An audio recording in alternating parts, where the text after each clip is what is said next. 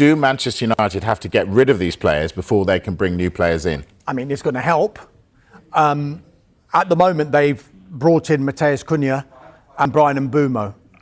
Cunha was done really early in the window. Then the focus was purely on Bryan Mbeumo, regardless of any other players that they were interested in. The focus now, I have to reiterate from Manchester United's perspective, is player sales. They want to generate some money so that they maybe can go again in this transfer market. But we have been saying throughout this window that they are in the market for a striker. They are in the market for a number 9, and that's regardless of what happens with Rasmus Højlund, because there has been a bit of talk about Italian clubs interested in Rasmus Højlund. But whether he stays or goes, I think Manchester United would want to strengthen in that position. We've been told that initial talks have taken place with Aston Villa over Ollie Watkins, but that's been met with a not for sale from Aston Villa. But could Alejandro Garnacho be key in any possible deal for Ollie Watkins? Because Aston Villa are interested in Alejandro Garnacho as well. They've also explored the conditions of a deal, not only for Ollie Watkins, but for Victor Gyökeres, who we'll come to later, who's going somewhere else. We clearly know about that.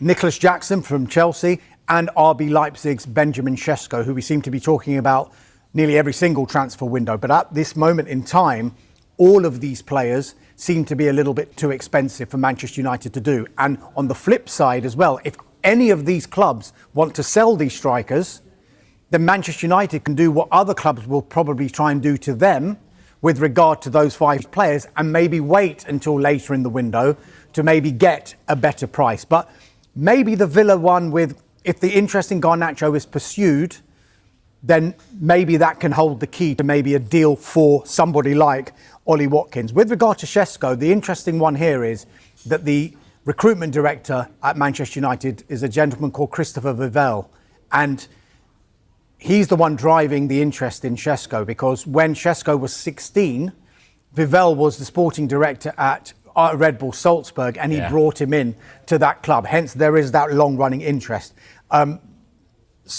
But if you look at what United have done so far in this window, I mentioned Cunha and I mentioned Mbeumo. What they do have in common is that they've got Premier League experience.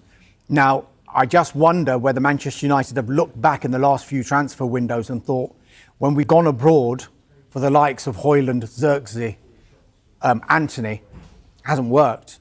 We maybe need players who hit the ground running straight away. So hence why they've got these 2 players in their mid-20s, arguably at their peak of their powers, and who have performed really, really well in this league already. Manchester United have been handed a major boost in their quest to sign a star striker this summer. Rasmus Højlund endured a difficult campaign last season, scoring just 4 Premier League goals as United staggered to a 15th place finish. Ruben Amorim is hoping to upgrade from the Dane this summer as part of a thorough squad overhaul, and has now taken a step closer to securing a deal for key target Benjamin Sesko. United have been linked with the 22-year-old Slovenia international for some time, but were not thought to be frontrunners after Arsenal agreed personal terms with the player earlier this summer. But the Gunners have since dropped out of the race, having since decided to prioritise a move for Sporting CP's Victor Gyökeres, which is set to be completed in the coming days. With the Gunners' interest now withdrawn, RB Leipzig have reportedly slashed their asking price. Earlier in the window, Leipzig were hoping to land a fee between £68 million and £85 million for the player, who hit 13 Bundesliga goals last season. That price has dropped, however, with offers of £60.6 million, €70 million, now considered viable. United's head of scouting, Christopher Vivell, is set to play a key role in negotiations. The German worked at Leipzig for 2 years before joining Chelsea and maintains connections with the club.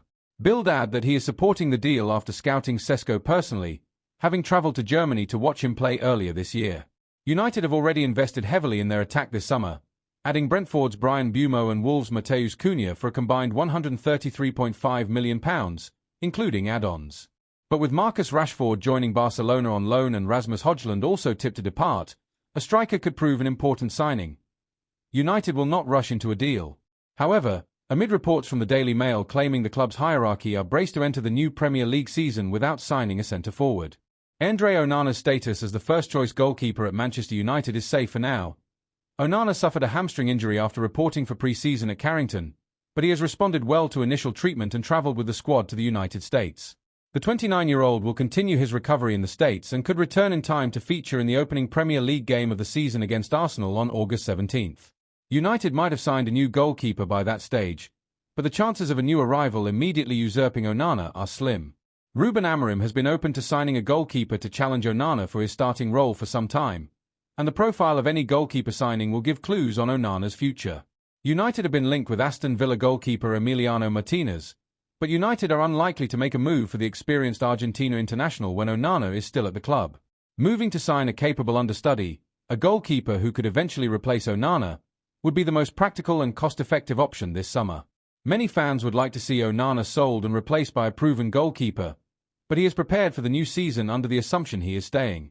With that in mind, it hasn't been a surprise to see United linked with Royal Antwerp goalkeeper Lammens, 23, who has just a single full season of senior football under his belt.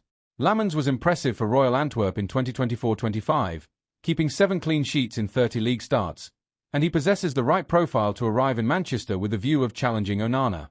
The Belgian was asked about interest from United in February and told GVA, "Wow, it's hard to say. I've only played 1 full season at Antwerp. If something comes along that I can hardly say no to and that will benefit the club, I'll have to think about it seriously. But if I'm the first keeper here for another year, that's no problem." The first time I heard it, I thought, wow, a world team that follows you. That is special. Of course, I was also spoken to about it a lot, and when I made a save in training, it was United this, United that. Funny, I would do it the other way around too. But you can't dwell on it for too long. They are still just rumors. Those top clubs have so many scouts and follow so many players. So it doesn't have to mean anything yet.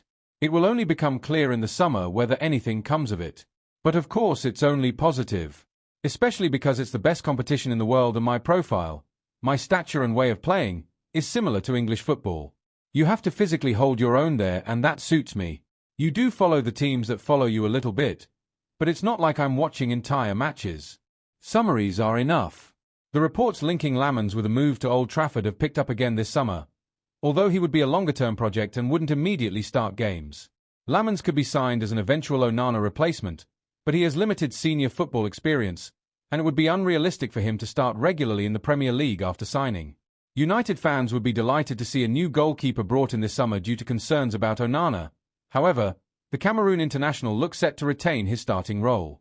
If Lammens signed for United, he would be given opportunities in cup competitions, and he would hope to deliver strong performances to build a case for starting in the Premier League. Onana is guaranteed to make mistakes, and the second-choice goalkeeper, whoever that may be, could sense an opening.